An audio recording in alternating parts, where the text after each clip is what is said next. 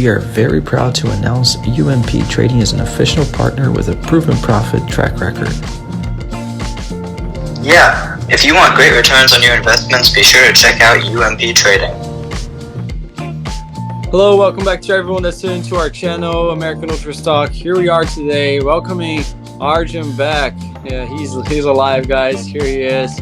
I got Braden, as per usual, here with me as well. We are releasing this video reacting to, as you see in Braden's background, the USMNT. The roster dropped a couple of days ago, so our apologies, sincere apologies for the delay. But here we are to discuss that roster. I'll just go straight away to the surprises, the most surprising names that you guys saw in your opinion, and if you can expand on why. I'll go to Arjun first, since he's back for the first time in centuries in the channel. Arjun, any surprises with this roster, and your thoughts on them? Yeah, I'm gonna give a couple surprises. DeJuan Jones is one. He's been having an all-right season for Revolution, but again, I definitely feel like there's more capable left backs than him in our pool. Another one for me has to be, it's honestly a good surprise, Maloney. I did not expect Maloney to be in this roster, but it's a really good surprise. I think he deserves a chance, especially if players like, who's the one guy for San Jose, Yule. If players like Yule get to play for the national team, Leonard Maloney deserves a chance too. So I think he's a pleasant surprise. And finally, I'll say Ethan Horvat is a bit of a surprise for me.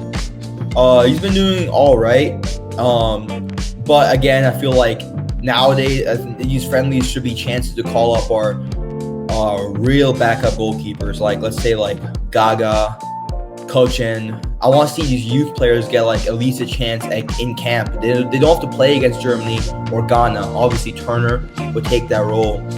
But it would be nice to see some youth goalkeepers in the camp.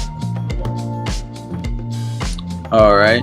Yeah, I agree with all of those. I'll expand on mine right away, just touching on the ones that you've mentioned. Arjun, I'm pleasantly surprised that Maloney got a call-up as well. I think that's really nice. Honestly, props to Greg. He's showing that, and his staff. I don't know who makes these call-ups, but they have been watching, keeping an eye on the players that are under the radar. That's always nice to see.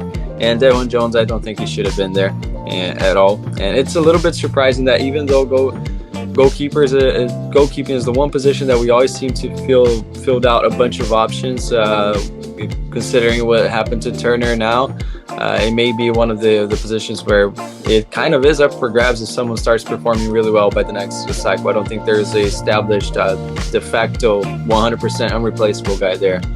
Braden, your thoughts on all the surprises, and anyone else surprised you to be when they were included in this roster?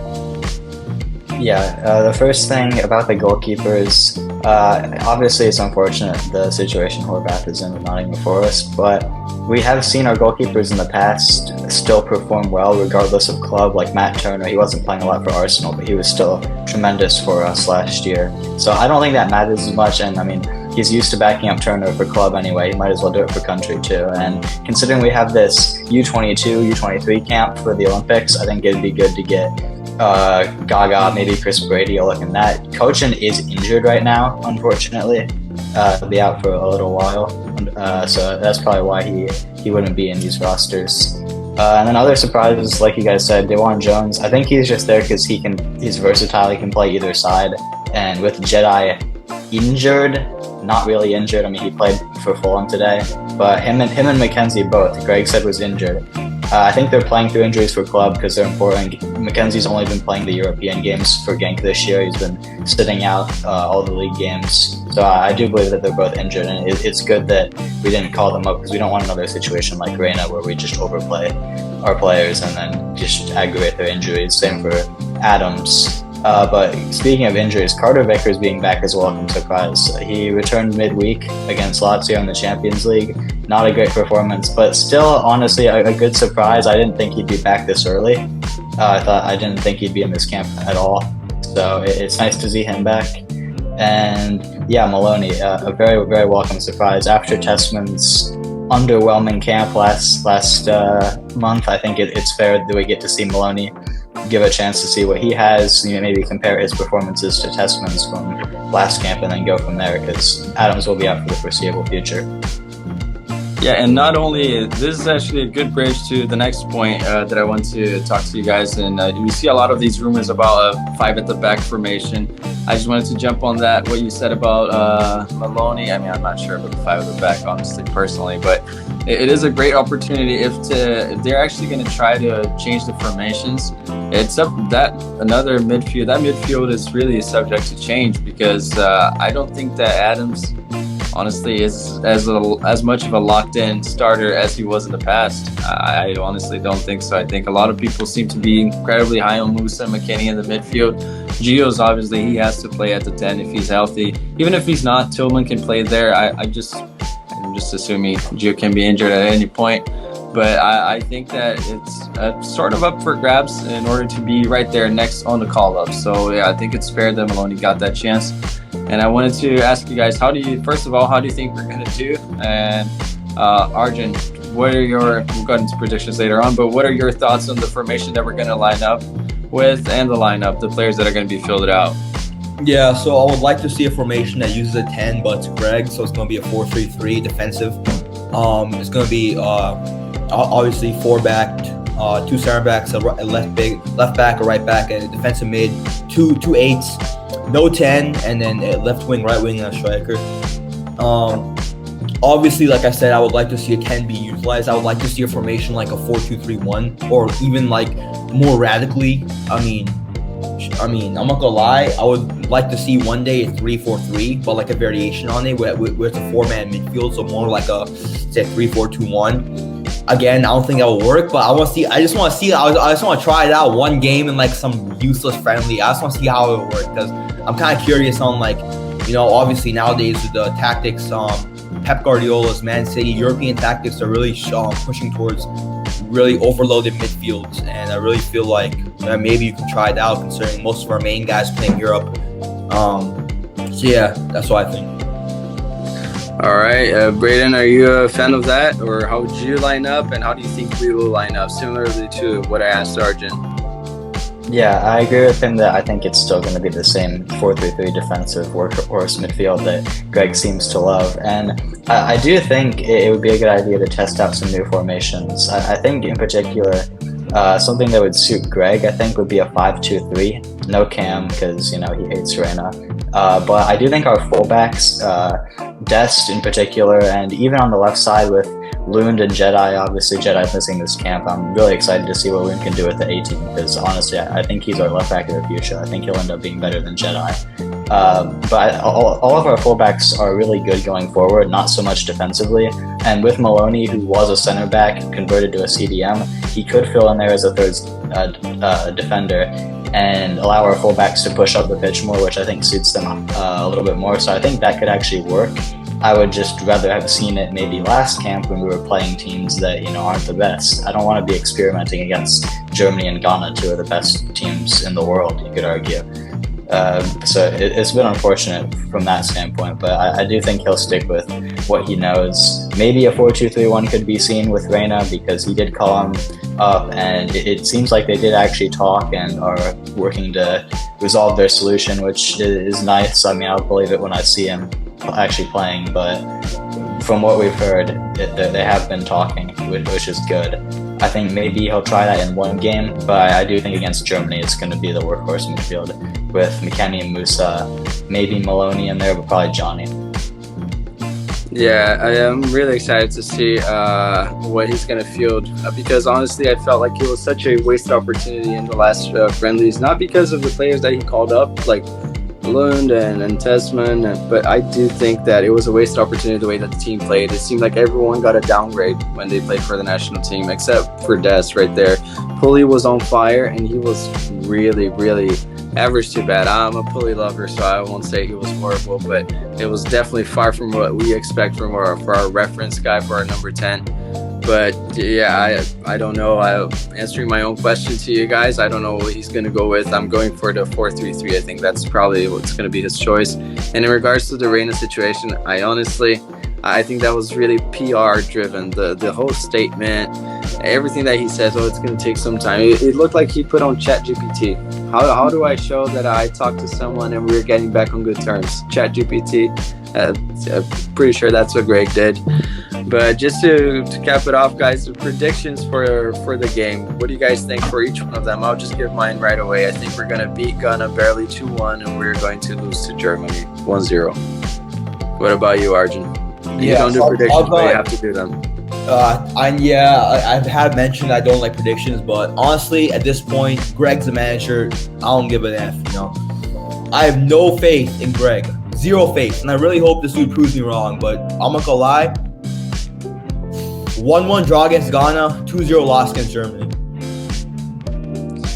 Yeah, well, most people can say it's pessimistic, but I think being pessimistic as a USMNT fan from how easily we get carried away, that's probably the realistic bet. What about you, Braden? Yeah, I mean, I think it really depends on the formation and the players that Greg actually chooses to play. I do think we'll beat Ghana, home field advantage in Nashville, I believe. And I think we are definitely a better team than them, especially on paper. And, you know, our chemistry has definitely been a strong point for us. We always overperform the quality of our players. So I do think we'll win that game 3-1. I'll go for. And honestly, I thought we were going to beat Germany until they fired Hansi Flick. And now that they've got Nagelsmann in, it's going to be his first game with this team. Teams, club or country, regardless, always get a new manager boost. They always play better when there's a new manager because, you know, they want to impress them, especially for a national team. I mean, places in the team are at stake here. We don't know what the new manager wants to do. So everyone's going to be fighting their hardest to make sure they stay in the team. They keep their spot, especially ahead of the Euros that they're going to be hosting next year. I think they're going to come out with a lot of fire, especially more than they have had in the past year. I mean, you've seen some of their results. Definitely the worst they've looked in a long time, but I think they're going to be determined here, and I think they're going to make a statement in front of maybe even a pro-Germany crowd. I mean, you never know. There's a lot of Germans in the U.S., and it's in a bit of an obscure place. But yeah, I'm going to go for, I don't want to be too harsh on us, but I'll go 3-1 loss. We'll score once, but I don't think it's going to be a good game for our fans. And you already know Mexico's going to get carried away until they get smacked by Germany a couple days later. That is exactly right. I agree. I think that the fact that the new manager bounce effect is going to be, well, it's going to be in full effect. I think it's not going to be a good look for us. But I just want to touch base before we finish this. This is pretty quick. Let's go on to the U23 camp. It's nice that we're getting a camp. I just didn't see much content out there to discuss these guys. I think some really interesting call-ups. I think Canelo is a really good player. And it's nice that we are preparing for the Olympics. I don't know how serious USSF is about it. I don't know. From the looks of it, I don't think that many of our 8 guys that are eligible for the Olympics are going to be able to play in it regardless. But it's nice that we're calling up some players that are due for a chance, honestly. So, Arjun, what do you think about the U23 roster? Any players that you would have liked to see there? And just jumping onto what you said earlier, coaching, it would be nice, but like Braden said, he got injured, which is really unfortunate because he was training with the first team, got even registered for the Champions League. But yeah, U23 roster, U23 Horizon. What are your takes on it? Yeah. So the couple players I want to see: 1, Diego Luna; 2, Kay Cowell; 3, Jack McGlynn; 4. Let me think for a second. So top three are those 3 definitely. Brian Gutierrez, that's one. I need to see Brian Gutierrez. And then Kevin Paredes, I feel like he's too Hollywood right now for Olympics. I feel like he's too big for Olympics. I mean, he's playing for Wolfsburg week in, week out. He is subbing in. He's not a starter, but still, as a 20-year-old youth player, you know, coming on as a sub every game, I don't think he's about to like. I mean, Olympics are kind of like a beat tournament. I'm not gonna lie. In terms of soccer, like no one cares about Olympics. So I think for Olympics, I want to see some young talent that need to prove themselves. You know, so players like that. One big player I really want to see is honestly, he might be way too young for it, but low key, I would want to see like Figueroa. But he's way too young for it. And like it's next year, isn't it? So he'll be 18. But still, like that I feel like if he performs well this season, he could have a shout at being a striker there. like a third choice or second choice, because I actually like Figueroa. I'm not gonna lie, I like Figueroa a lot. He's a good finisher in the air, and he's got really good awareness around the box. He's a real fox in the box striker. I think we would benefit with having him in that camp, but I don't know yet. If he performs well, we'll see. But yeah. All right, I'm gonna go for a little bit of a different approach. I would like to see. You guys are gonna think I'm on crack here based on what I said previously. Buzio. I think this is the type of guy that has honestly been playing a little bit better. I'd like to see him in Testament, because even though it's a young man's tournament, these guys are eligible. They're not going to be, most likely not going to be involved in Copa America. And I think that for Olympic level, they're about that level to perform well and to ease and blend in these guys that are so young coming in, not having the entire expectation and pressure in them.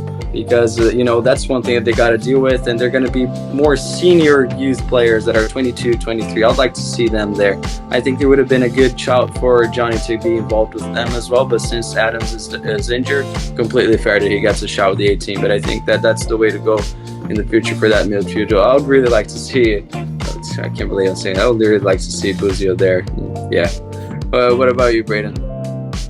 Yeah, I think the biggest thing to keep in mind about this roster is that, obviously for the U23 camp we have coming up, roster is going to be out tomorrow, which is unfortunate. I was hoping it'd be out Friday. And for the Olympics in general, the teams don't have to release the players. We've already seen that, like you mentioned, Augustine Anello, one of my favorite players in this U23 realm. I was really surprised that Greg or whoever is running the call-ups actually knew who he was, but Sparta Rotterdam unfortunately did decline to release him for the camp, which kind of sucks because I didn't want to see him given a chance. He was one that I'm really high on. Another one that the only player that has been confirmed is Rodrigo Neri, because Atletico Madrid's academy leaked that he'd be in the roster, which I don't think they were supposed to do that, but it's fine. I think Testament and Busio midfield would be good. I'd like to see McGlynn and Paxton Aronson get a shot if Frankfurt actually released Pax, because they didn't for the U20 World Cup. Who knows if they will for this. And I think primarily MLS roster is going to end up being what's happening, and maybe some youth players as well in Europe, because like we've seen with Anello, I don't think clubs are going to be releasing their players for this camp, even though they should, because it's international break anyway, but I don't think they will. So players like Brian Gutierrez, Jack McGlynn, Diego Luna, Cade Cowell, I think they're more than likely going to be the guys that we see in this roster. And I really hope Gaga Stanina is there. Him and Chris Brady, I think need to both be there. All right. Well, thank you guys. Thank you, Braden. Thank you, Arjun. I think this is a really fun video. We were straight to hit the nail right there, really quick. Hopefully you guys enjoyed the comeback of Arjun, the prodigal son, making his comeback in the channel.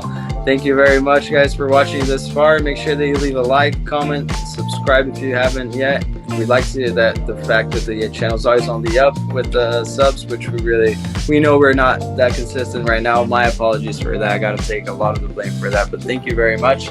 And yeah, we'll see you next time.